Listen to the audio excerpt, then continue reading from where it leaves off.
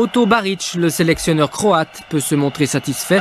Son équipe, premier adversaire de l'équipe de Suisse au Portugal, a montré de bonnes choses à Copenhague face au Danemark, autre participant à l'Euro.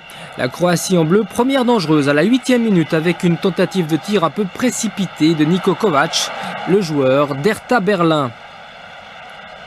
Mais les Croates se sont fait chahuter parfois en défense.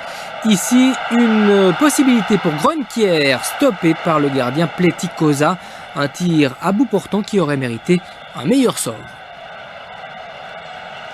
Mais les Croates ont montré de belles qualités, surtout collectives, dans cette partie. À témoin cette action de Porso, l'ancien monégasque, vers Sokota. Et c'est l'ouverture du score par le joueur de Benfica Lisbonne, un joueur habile technicien. 1-0, 27e minute. Les Croates ont fait le jeu à l'extérieur, voilà qui n'est pas de bon augure pour l'équipe de Suisse. Ils mènent à la marque le plus logiquement du monde. Et ce n'est pas fini sur ce corner, ce sera 2-0 par cette tête d'Ivica Olic, un joueur dont Müller et Murat Yakin feront bien de se méfier car il possède une excellente frappe de la tête. Rien à faire pour le gardien danois Sørensen.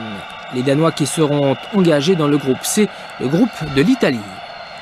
2-0 à la pause, les hommes de Morten Olsson vont quand même réagir en seconde mi-temps avec l'entrée notamment d'Ebbe Sand. C'est lui qui sera à la conclusion de cette action rondement menée de la 52e minute. Il se heurte au gardien croate qui est resté debout. Il n'y avait pas de hors-jeu sur cette montée de la défense croate. Mais il va s'avouer vaincu, le gardien Pletikosa, sur cette action de la 56e minute. Sa sortie ici est moyenne, sa défense n'arrive pas à dégager cette balle et c'est Sand qui va réduire la marque à 2-1. 2-1, c'est le score final.